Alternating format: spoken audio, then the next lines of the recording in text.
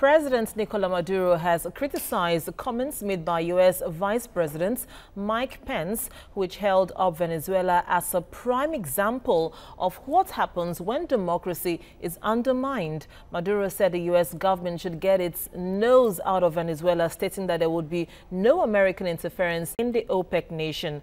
Already suffering a severe economic crisis, Venezuela has recently been convulsed by clashes between security forces and anti-government protesters. At least 69 people have died in the unrest since early April, with hundreds more injured. Opposition has been fanned by Maduro's plan for July the 30th elections for a special assembly to rewrite the constitution, which critics say are stacked in his favor.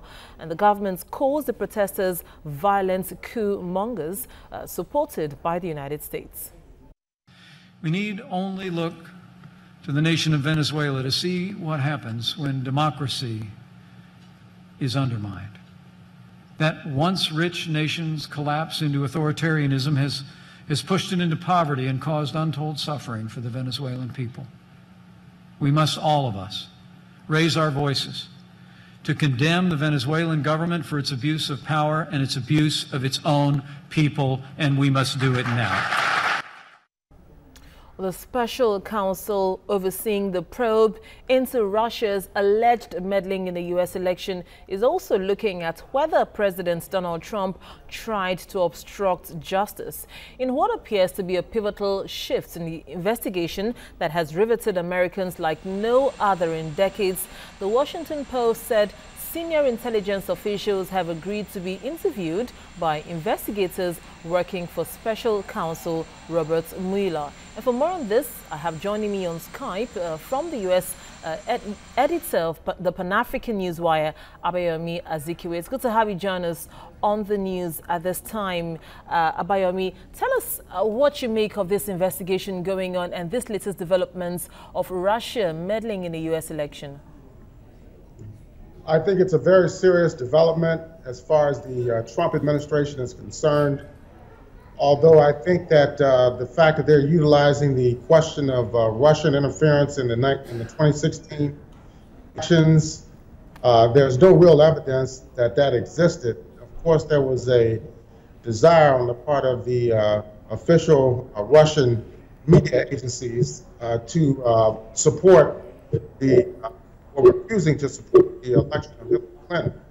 However, at the same time, there are other aspects of the Trump administration which should be focused on and is not being focused on by the investigation, which are far more dangerous than this notion of Russian interference. But the fact that the special counsel, as a former FBI director, has been leaked by the Washington Post that he is conducting an investigation into the president himself, obstruction of justice.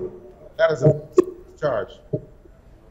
All right, and considering the reaction and tough actions we saw from the president against Comey, what do we expect now from him? How do you expect him to react to these developments?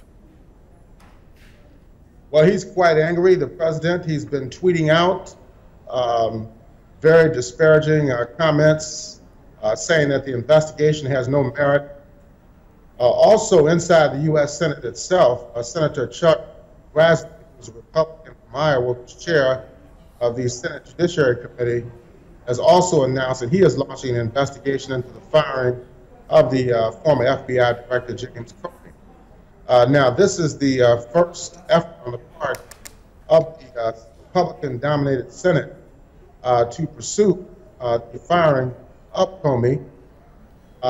Even if a special counsel does pursue this investigation, it's still to the U.S. Senate and the House of Representatives to actually launch any type of impeachment or censoring of the White House in regard to this matter. So it's a highly politicized atmosphere that exists right now in the United States.